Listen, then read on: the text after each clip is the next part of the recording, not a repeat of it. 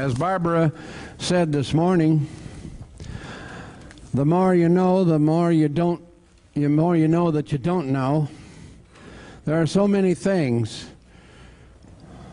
that are happening in this nether world behind our backs, things that happen that we are not aware of, and that's going to be more or less the subjects of our next two presenters.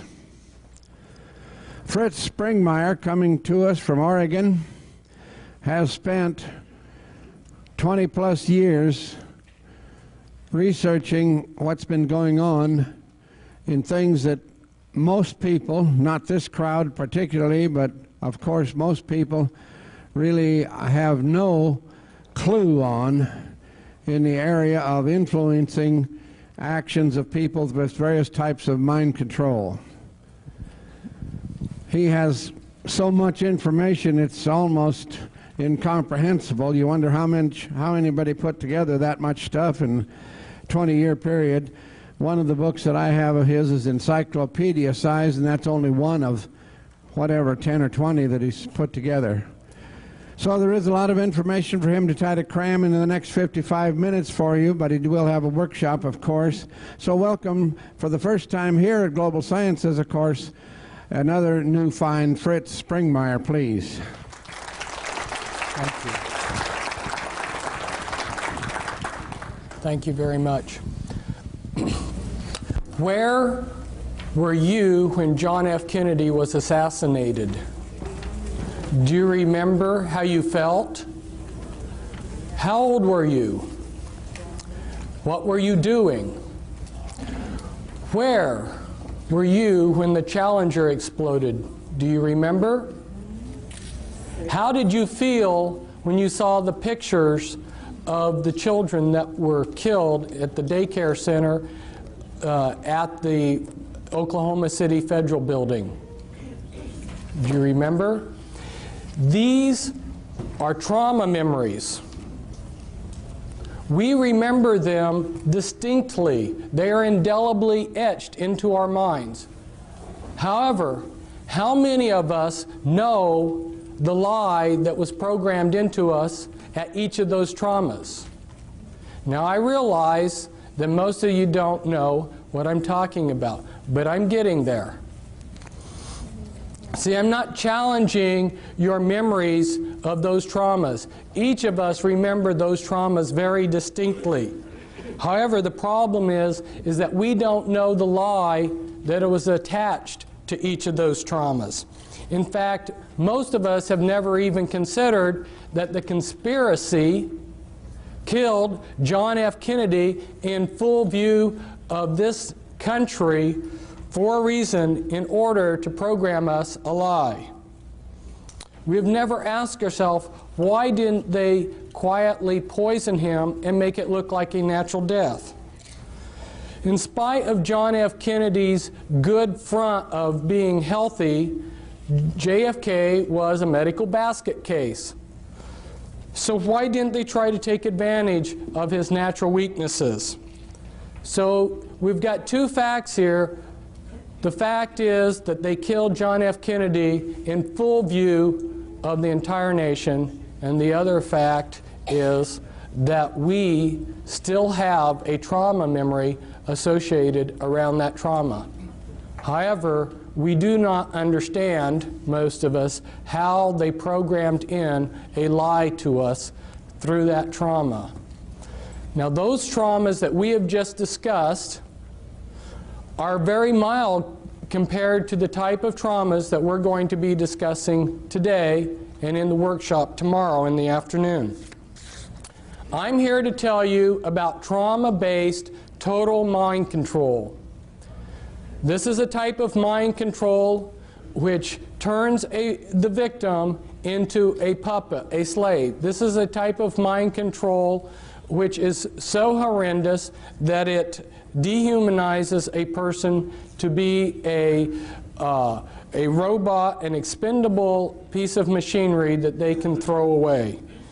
And the problem is that this mind control is essentially totally undetectable. The things that I'm going to be telling you today are going to affect you and your children and your grandchildren. And I don't have enough time up here in 55 minutes or an hour to give you much more than just scratch the surface of what I have to tell you. But I do want to be able to, in this first hour, to tell you the issues and then also expose you to our literature, our information that we have that you can obtain that covers those issues, so that if you want to obtain more information on this, you can.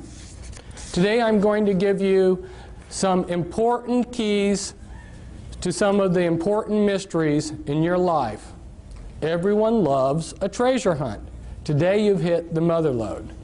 This mind control pertains to many of the things in our life.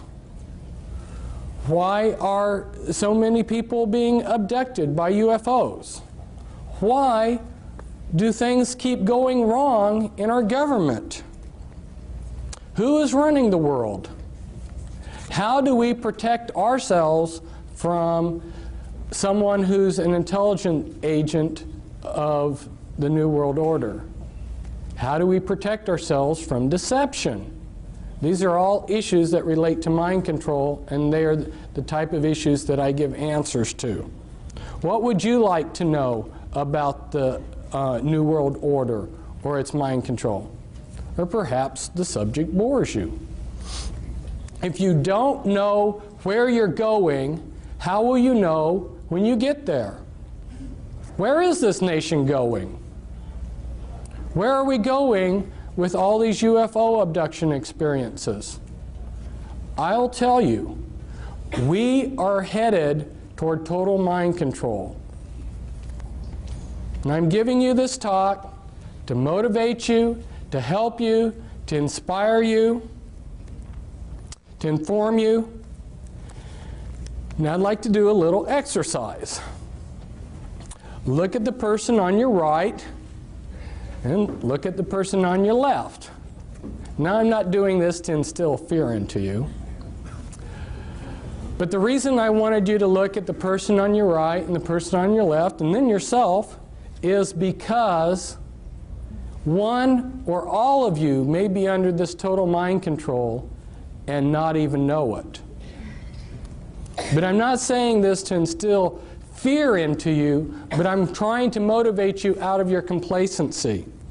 Because after I found out about this horrendous mind control, which is being carried out on such a grand scale, that my life became insignificant compared to the suffering of the millions of victims. And that's why I've dedicated my life to stopping this mind control, or doing as much about it as I can. But I can't do it all by myself, and nor can I succeed with my co-author, Cisco Wheeler, back there, but we need all of your help. Now, this has been a great conference. There's been a lot of great speakers. But if I was to sum up this conference, I would sum it up as saying mind control and disinformation. What do I mean by disinformation? Today, people don't understand what disinformation is. One needs to go and study, which I have done, how these intelligence agencies that disseminate disinformation, how they operate, and what kind of disinformation they put out. A very good example of this is MI5 and MI6, British intelligence. Maybe a lot of you are aware that British intelligence created American intelligence. And British intelligence is extremely powerful. Before World War II got started, the British had infiltrated the Nazi spy apparatus so that every German agent that was recruited into the Nazi apparatus that was spying on Britain had to become a double agent. 100% of the German agent spying on Great Britain was a double agent for the British. And anyone who joined those spy cells had to become a double agent, or they got dropped, so they kept the continuity. Through those double agents, they disseminated disinformation to the Germans. If you will study the type of disinformation that they fed through those German agents, you'll get a good idea of the type of disinformation that's being disseminated to you all through double agents. Some of them have been up here as speakers. You may think that disinformation is simply passing a lot of lies. No. Disinformation has to look like the absolute truth, but you slip in a little poison with it. So some of these double agents that the Nazis had received very big decorations by Hitler. In fact, one of these British agents, double agents, received the highest award that Hitler could give him, while at the same time he received the highest award that the British could give him. Kind of interesting, huh? An example of how disinformation works. You give 99% true information, and it's that one little piece of disinformation that's the clincher. So through their spies, they fed the Germans the range of their naval radar, but they understated it. Well, the Germans were excited to get any information on the British radar, their naval radar.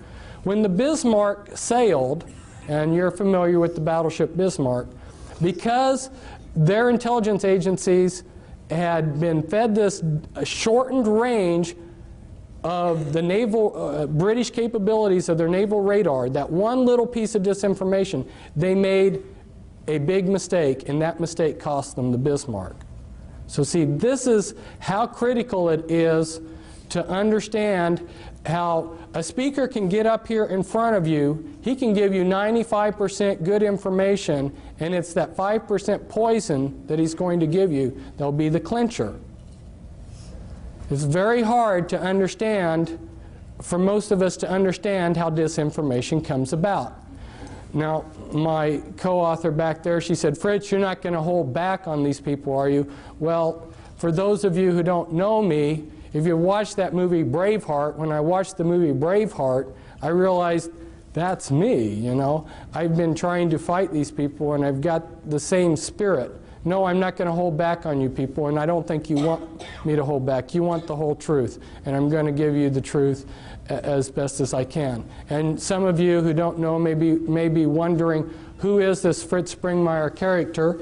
And so, unfortunately, I need to just take a minute and tell you about myself. Why am I in a position to be up here telling you things that other people can't? I think it goes back to several generations before me. My great-grandfather was a very insightful, wise, intelligent, good man. He lived in Germany before World War I, and he saw, because he was insightful, what was coming. So he escaped in a wagon underneath some sacks of grain across the border into the Netherlands, because he saw that a world war was coming at a time when most of the world was just having a good time. And I think God honored the desires of his heart not to be involved in all the warfare that he saw coming to Europe, because he had 5 sons, and they had a lot of sons, and not one of his sons or grandsons ended up fighting in a war, because their age staggered them so that none of them ever got drafted. That's pretty amazing. And then if we look at my father he's still alive. He's exceptionally brilliant man. You would call him a genius. And as I grew up, he allowed me to ask 1,000 questions. You know, I sat there and pestered him the whole day asking him questions, and he would answer them. And he never got tired of that. And he tried to take where he was at in life and his capabilities and help the world. And my mother, she was another brilliant person. My mother and father grew up on farms. They were farm people. They were good people. They were not associated with the system at all, nor have any of my relatives, except for one of my dad's cousins in World War II, because he was a genius, worked on the Manhattan Project. But my father has basically been a technocrat for these people that run the world, and he tried to make a career out of going to third world countries and developing their agriculture. And so I got to see some of the movers and shakers of the world, and I also got to see how the people, as David Adair called them, you know, these bureaucrats, how they treated the technocrats that worked underneath them. My father was sent by the U.S. State Department aid program to Nepal when I was a child to develop the Nepalese agriculture. And he painstakingly typed up a big, massive report of their state of affairs all over the country, which he traveled on by foot and by jeep.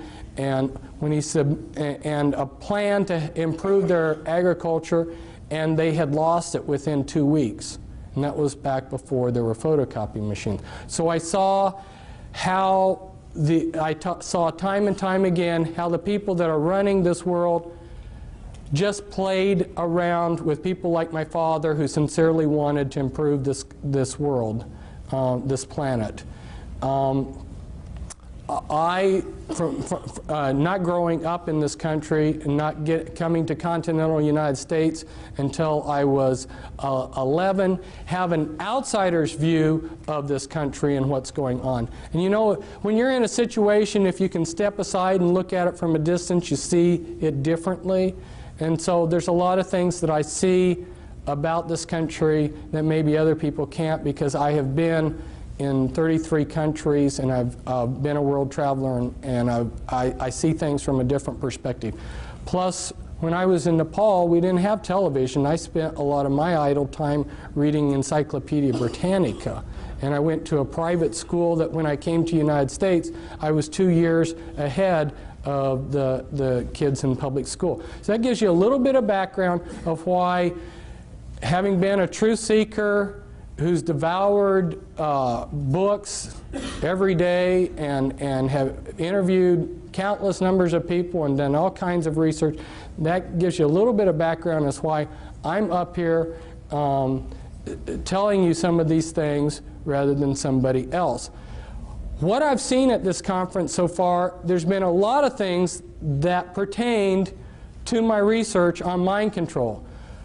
Our Japanese speaker last night, he talked about blood pressure in the head and how he went out to find out.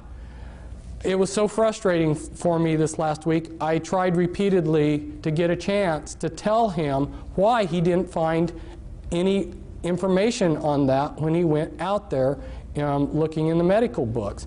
Because see, I have been spending time researching mind control and what these people are doing. And there's a cerebral spinal fluid, as well as the brain, the blood pressure in the brain, and a lot of other things that he's not aware of that have been suppressed by these people. This is information that they have suppressed, and the reason why is because there's only a few men in the world that know these things, and they're using it to enhance their programming abilities, their mind control programming abilities. So there's a flip side to this. Some of the things that I'm going to tell you about today are horrendous, but the flip side of it is that some of the things that the New World Order and the Illuminati know, if they were put to good use, would be fantastic. I have repeatedly seen that these people are giving us the crumbs of technology and information. In fact, they go to, there's a conference, Bill Gothard seminars, where they teach spiritual principles for Christians. Their programmers go to these conferences. Their programmers, their mind control programmers, know how a person can make themselves into a great spiritual being. They know this far better than most of the Christians, but they use this information for evil. They're able to take and set in things within the life of a person to prevent them from becoming the person that they could have. So there is a good positive flip side to this, but if you saw what I've seen, it would make you angry that these people are taking what could be used for the elevation of mankind and they're using it to enslave us.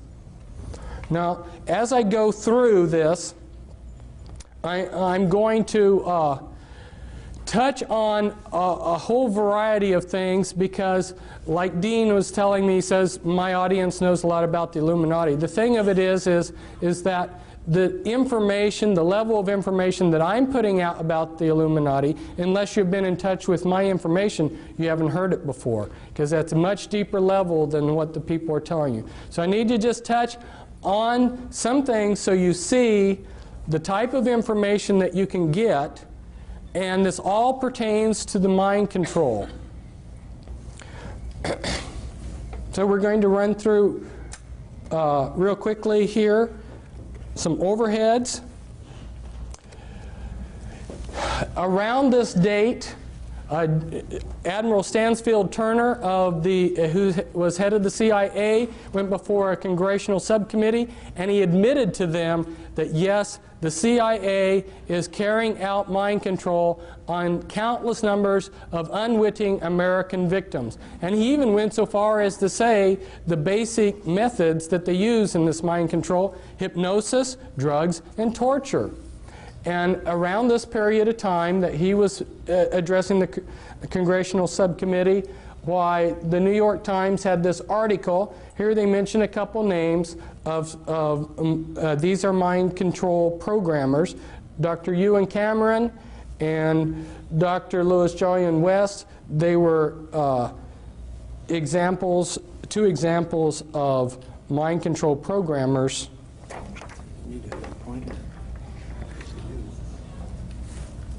If we go back in history, you'll see that our governments are just carrying out methods of control that were written about long ago.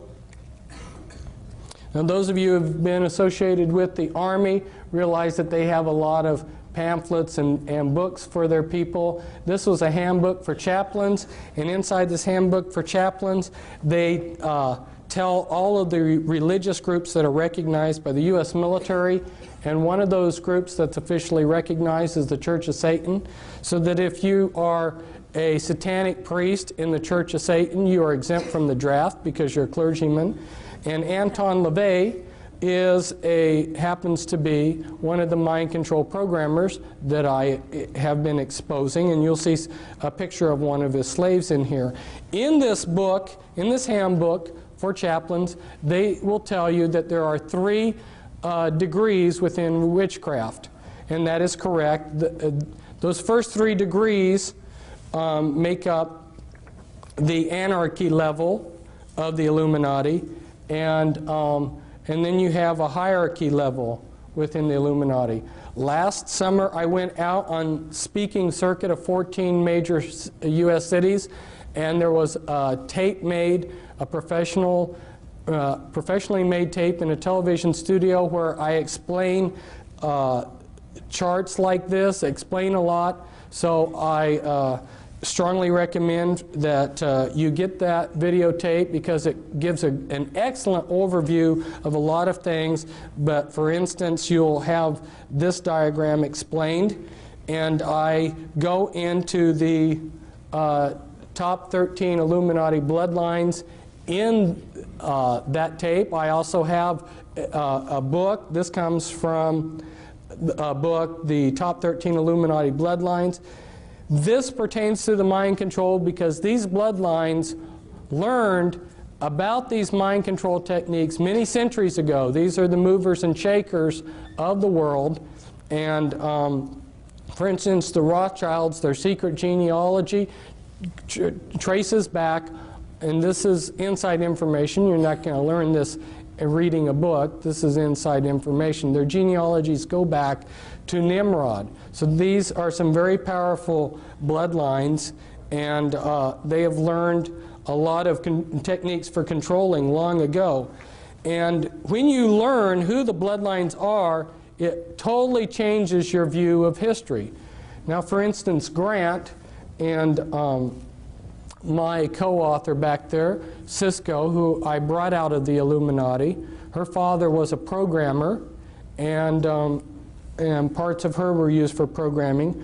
Her great uncle, her dad's uncle, was the head of the U.S. military during the Vietnam War, General Earl Grant Wheeler, and he was a descendant from Hiram Ulysses Grant, and Ulysses Grant was of the Collins bloodline and of the Delano family bloodline. Two very powerful bloodlines. And you may have thought that he was just a common, ordinary person. To understand what's going on, you really need to understand these bloodlines, and that's why I encourage you to get the book that we have back there, the Volume 1 book, the Top 13 Illuminati Bloodlines. These are just some representatives of those bloodlines. And these are Illuminati members that I'm showing you here that are representatives of the different bloodlines. And the DuPonts, for instance, have been in charge of a large portion of military-industrial complex. They have produced the gunpowder for all of our wars. So every war that we've had, they've gotten incredibly rich. They also are into a lot of the chemicals. Every day you use chemicals that came out of DuPont factories. The Freeman family and Gaylord Freeman, head of the Priory of Zion, and this is the Kennedys. Here we see JFK at the Great Pyramid. It seems like a lot of these Illuminati types have made a pilgrimage to the Great Pyramid. And here's Anton LaVey. See if I can get him up a little bit so that the camera can see a little bit. This is Anton LaVey with one of the members of his church, Sammy Davis Jr. Sammy Davis Jr. was part of Rat Pack, which were working with the intelligence agencies and were Satanists. And one of his slaves, James Mansfield, is there kneeling down before Anton LaVey in a satanic ritual. And here was the first presidential model sexual slave that they allowed the public to see. This is Marilyn Monroe. She both James Mansfield and Marilyn Monroe had sexual relations with John F. Kennedy. And here I believe that you can see her switching personalities.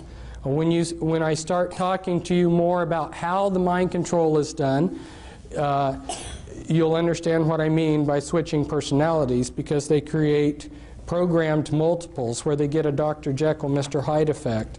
And here's, this is Winthrop, who's said to have the largest porn collection in the world. And the mind control slavery relates to the porn, the type of porn that they do too. This is Guy de Rothschild, very powerful man. His bloodline will have the Antichrist, and that's his son, David. And here's of the Russell family, and represents the Russell family. And here you see Bill Clinton. This is a hypnotic induction for a mind-controlled slave. It hypnotically inducts them. And then you have William Huntington Russell and Samuel Russell, which tie back into your slave trade. So see, these people, these Illuminati families have been involved in slavery for a long time, and they've been involved with mind-controlled techniques for a long time. A lot of what they did with the black people was for purposes of, they were very skillfully using trauma and divide and conquer against the black people when they enslaved them. And I don't have time to go into all the ideas behind what they did to the black people, but just leave you with the idea that the reason that they brought over the black people like they did in the ships, with so many dying, and the way they separated them from their past and everything, it was all utilizing mind-controlled techniques. This is some other Illuminati bloodlines here. The Lee family, Li Ka-shing, billionaire in Hong Kong. Some others. Hitler was of the Rothschild bloodline. I found out that Scotland was very important to all of this, and I just highlighted some of the Scottish clans that were involved in the Illuminati. And for some of you that need to see this, because you wonder if satanic ritual abuse does occur, I got this out of a museum, and it's written it's an oath to Satan that's written in the blood of the person who made the oath. And this is very standard for people within the Illuminati.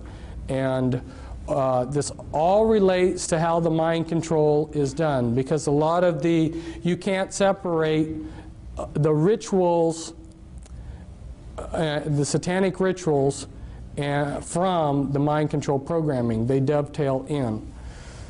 But they're also using alien themes in the mind control too. And again, I will explain this in the videotape. It's a castle in Belgium, an important castle of the Mother of Darknesses, which is a rank within the Illuminati. This is the front entrance to it. The Illuminati have set up objectives, okay? And then those are broken down into components, and then they use different parts of society to bring those objectives about. They want things to happen as if they're happening naturally. From debriefing people that have heard planning sessions where the 20-year and the 30-year and the 50-year plans of the Illuminati were explained in detail, one of the major components to their plans is they want everything to happen as if it's unfolding naturally. So where the mind control slavery is so important is they have salted their people throughout all levels of society. There is no religious group, there is no philosophy, there is no political group that can't be infiltrated with their mind-controlled slaves. Here's an example of another objective. And you can see how they've broken it down into components, and then their people that are salted throughout different areas are bringing about those goals. This is explained in the videotape, so I won't explain it, but it shows the type of thing that I go into in some of my literature, in some of my books. And this is the Illuminati occult area boards that when they went to make federal regions, they copied the boundaries that the Illuminati occult area boards already had. And again, this is the type of thing that we talk about in the videotape. And you may say, what does this have to do with mind control? It's because healthcare and control of grains and all of these different things that we see being controlled behind the scenes, the way that they are able to control them is with these programmed multiples. And that's why people are saying, well, I can't believe that there's a conspiracy because I don't see it. No, it's being very subtly done behind the scenes. Here, Alice Bailey, who was connected to these people, was head of Lucis Trust and wrote quite a few books, started 140 New Age groups. She writes, "Years ago I said that the war which may follow this one would be waged in the field of the world religion. Such a war will not work out, however, in a similar period of extreme carnage and blood. It will be fought largely with mental weapons and in the world of thought. It will involve also the emotional realm from the standpoint of idealistic fanaticism. This inherent fanaticism found ever in reactionary groups will fight against the appearance of the coming world religion and the spread of esotericism. The coming struggle will emerge within the churches themselves." She's talking about mental weapons. Now, she doesn't spell it out here, but what she's talking about is the mind control that I'm talking about. And the name of her book's very appropriate. It's Externalization of the Hierarchy. What was done in secret in these secret societies that tie in with the Illuminati, what was done in secret 100, 150 years ago is being externalized into society. And part of the way that they're doing it is through the mind control that's got an alien script to it, and through people that are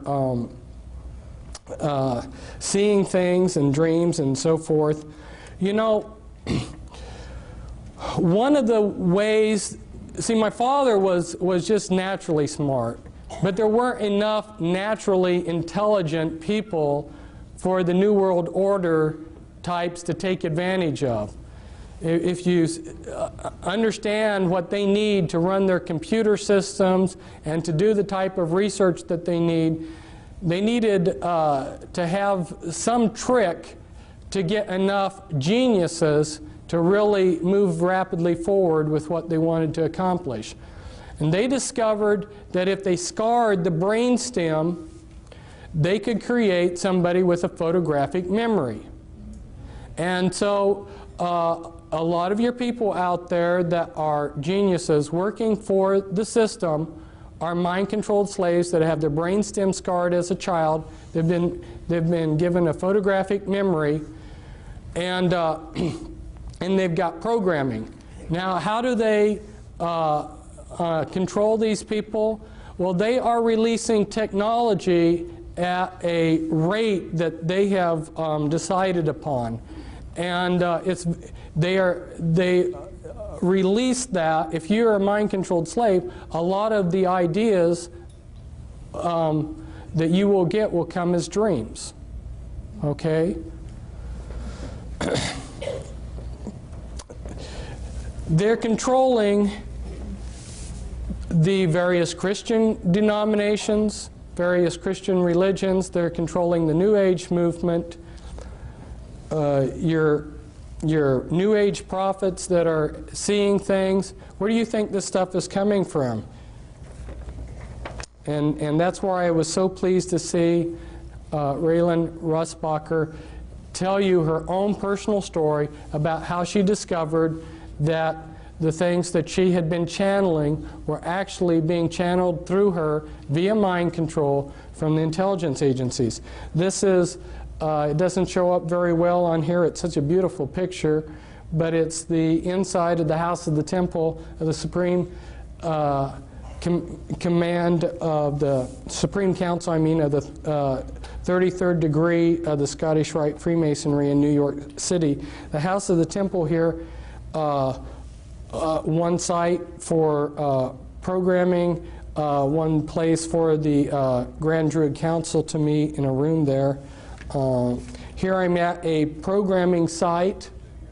And this is the Presidio, and this is real near the Presidio, the Palace of Fine Arts, and where Illuminati have done rituals.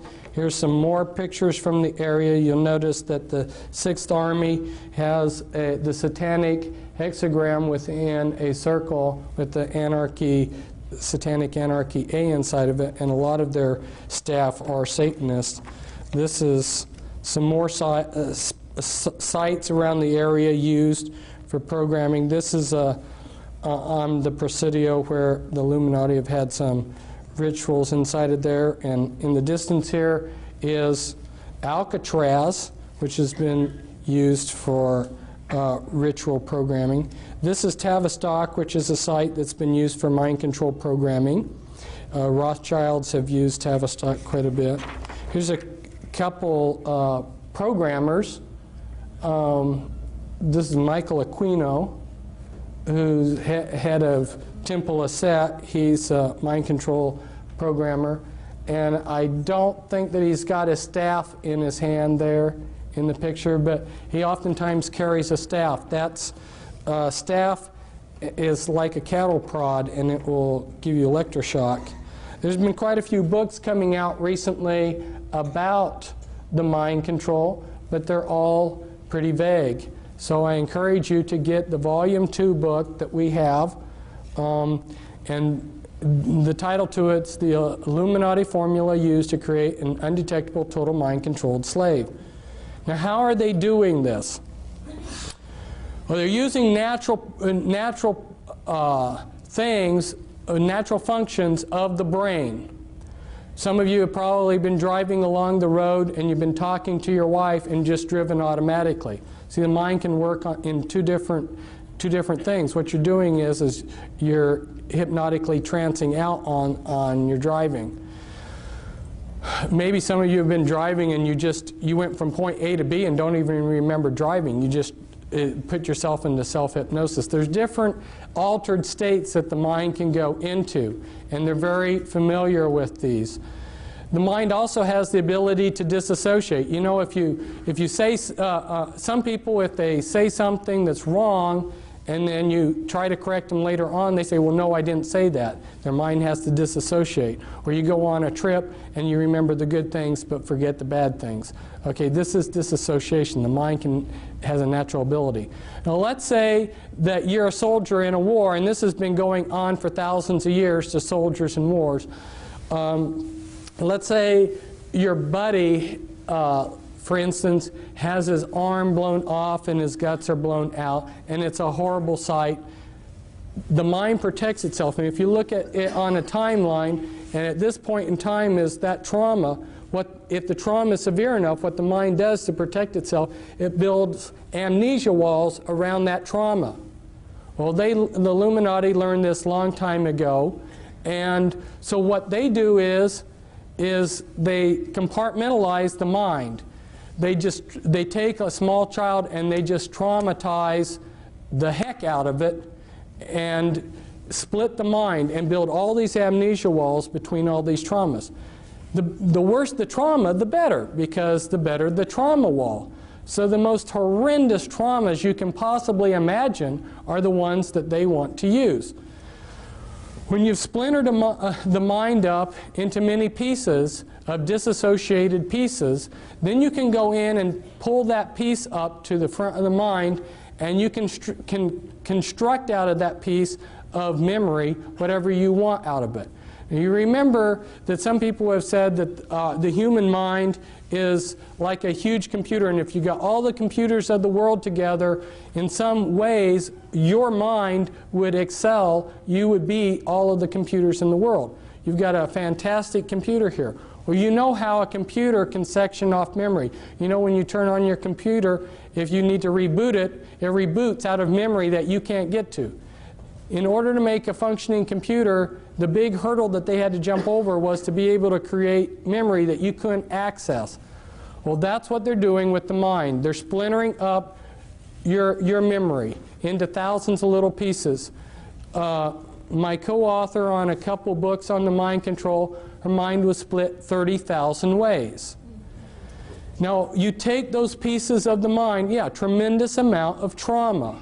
Think of the amount of trauma it takes to split the mind and then multiply that times 30,000 times. Tremendous amount of trauma all through these people's lives. So you take that piece and you can make that piece of the mind into anything you want. Now let's say they take one piece and they show it films, and through the programming they make it into a particular personality. Well, what they want to do is they want to make the most perfect front for their slave possible. And so They will test a slave, they will test a victim that they're going to make into a mind-controlled puppet. They'll test them when they're a small child. And I go into the techniques in the book as to how they can test as to what your abilities are. They use EKG tests, and they know how to determine what your abilities are as a small child as to when you would grow up. So they plan out your they plan out your life ahead of time. They say, this one will be a doctor, this one will be a lawyer, this one will be a scientist working on rockets, this one will be this one will be that, okay? And depending on what they're wanting you for will determine the type of programming they give you. So it's very systematic, and because the movers and shakers of the world have all of the resources, basically, they can move these people into whatever field they decide for them, so they become the top of their field.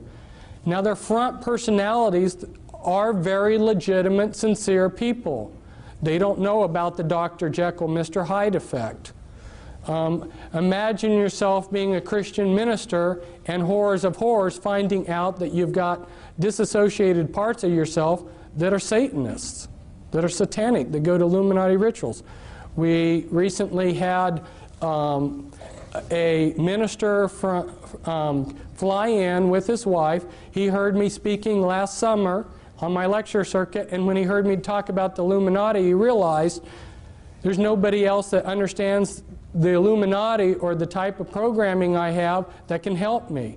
There are very few people out there that understand this. That's why he came to visit us. That's one reason why I needed to talk to your people, Dean, about the Illuminati, is because since we have been here in this conference, there have been a number of people that have come up that have discovered that they have this kind of programming. They've come, they've gotten our material just since we have come to this conference. And there's other people probably that will learn it too.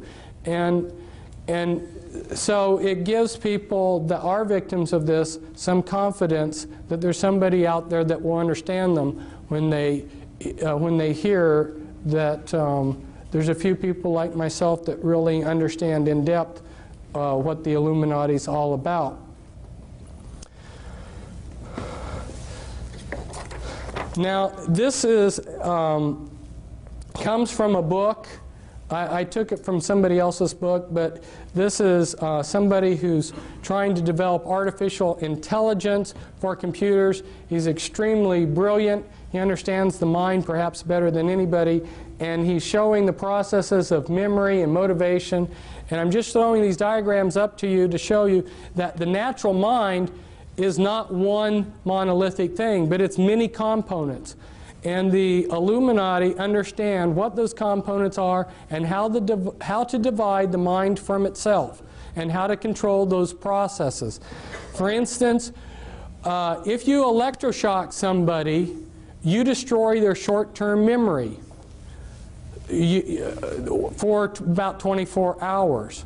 So every time that Cisco was used for some purpose, let's say she was running drugs for them or being used as a sexual slave or whatever they were using her for, on a daily basis practically, they would electroshock her. What that would do is splinter your short-term memory. Once they get you programmed to where they want you, then they will delete your memory of having been used in these things. People that are on sensitive in government projects, if you are in charge of something that takes a classification, you're going to be under mind control. Don't you think that they're smart enough to want to control their secrets? And this was taken at Bethesda, which happens to be a programming center, but it's showing the brain's PT scans of multiples. And you'll see that from when one personality holds the body to another, we've got totally different PET scans. The mind of a multiple personality, and they now call MPD DID, just recently changed that, I think, to throw some confusion into things. But when you look at the PET scans, they're different. If I try to impersonate a different persona while I'm getting PET scans, my brain will look the same. The programming is layered in, and this comes from another one of our books back there. Cisco did amazing drawings where she invited her different alters, her different personalities to work together on putting down on paper what they were seeing, because they had no talk programming. And the programming that is so sophisticated, in the 3-hour workshop, I'm going to try to go through step by step and give you how they're using implants and on and on and on. And I'd love to tell you everything that I know, but as they go in and splinter a person's mind into thousands of disassociated pieces, they have to put those pieces together in some fashion that's going to be useful to them. So then they're structuring. And as they build the structures, they like to use structures like this. Like this is an infinity type structure, so that the person being programmed, they get a feeling like there's no beginning or no end to the programming. It gives them a hopeless feeling. But the type of sophistication, the level of thinking in this programming is so in-depth. This is when they're doing the structuring. This is the beginning of a chart showing the beginning of some structuring that they're doing. And then when the master, finally, the programmer or the handler, finally has finished programming the slave, he will have a 3-ring binder, a laptop computer with pages that look like this. And if he wants to call up a particular altar, he would say, like Brown Levi 2003 11A, Brown Levi 2003 11A, Brown Levi 2003 11A. That right there would be the access code to pull up a particular personality that they would want. And a lot of these personalities will not live in reality. They live in a total science fiction world. They've been dehumanized. Here's how one of Cisco's alters perceived herself. And they use Walt Disney movies for the programming. As you can see, this is from a Walt Disney movie where a doorknob it takes on life.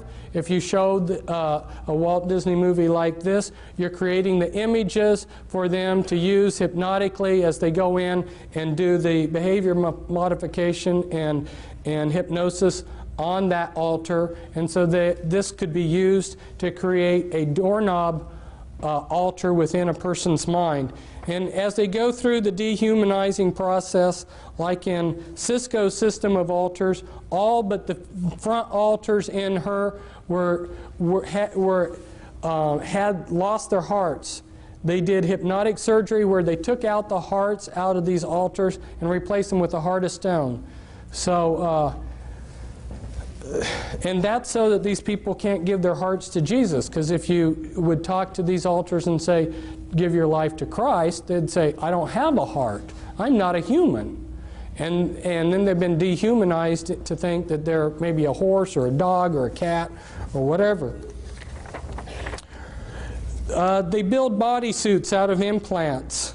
And you heard about last night about the biochip, how they're able to make a miniature computer that's very, very tiny, the size of a cell or even less. That's true. And they attach these tiny, you have to understand how computers are made. All a computer is an on-off switch. Anything that will consistently do one thing consistently, move in a particular direction or something, can be used as an on-off switch. They take strings of carbon atoms. They use DNA templates. Anyway, they make mini computers that are extremely tiny, attach them to viruses. Viruses have a liking for a particular part of the body. They will build a bodysuit of implants in you with these tiny computers, put in a master computer in the back of your neck, and these are just a few of the sites. These are the audio implants. There's about 6 different major categories of implants. You've got mimics implants, you've got auditory implants, holographic implants, anyway. And when they program, they layer in the programming. They use a lot of, some of the base programs are your Alien scripts, your Alice in Wonderland, and Wizard of Oz. Those are very common base programming scripts. And also Star Wars and Star Trek. Star Trek's a big one. What are the implications of this mind control? You've heard the term paradigm shift. The implications of this mind control are so mind-boggling that it's taken me years to make what people call the paradigm shift, to really comprehending everything we see. Nothing is as it looks, okay? And anything that is clean has been infiltrated and been dirtied. It's incredible. And this is a newspaper article where people are immigrating, where they're coming into the United States from. And of course, if they put Eastern Europe up here as something, it would be right up there, probably in the top 6. But you see Russia and China and Vietnam right up there in the top countries that are sending us immigrants. These are countries that are also practicing mind control. How many Spetsnaz agents have been infiltrated into the United States? We're not being protected, but we're being moved towards a one-world government.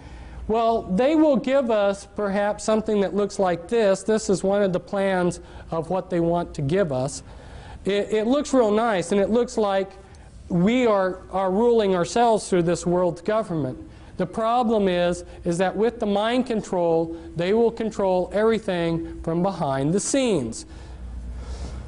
So, including, I had a friend who was a mind control victim, and one of the insiders that was trying to fight the New World Order came up to him and said, this was back in 1990, and said, "You are a monarch mind-controlled slave." He didn't know what that meant. He said, and this insider said, as proof of who I am and that my information is for real. This was 6 months before the primary election in which Bush and Clinton ran against each other. He pulled out a map, and it had all the votes for the final votes of the presidential campaign, the electoral college votes, and the final popular votes. And these men found out the same thing that I found out from various sources. James Collier and his brother, they spent 20 years tracking down how the voting is rigged. I'm telling you, people, nothing is as it seems, and there are people that can come up here and stand up here and be a lot more humorous than I, and can tell you, you know, that you can vote these people out of office. There is no political system that is going to work anymore when they are making mind-controlled slaves. And I'd love to have all of you come to my workshop, because there's so much that I have to say, and it's so important. And our table's back there. Thank you.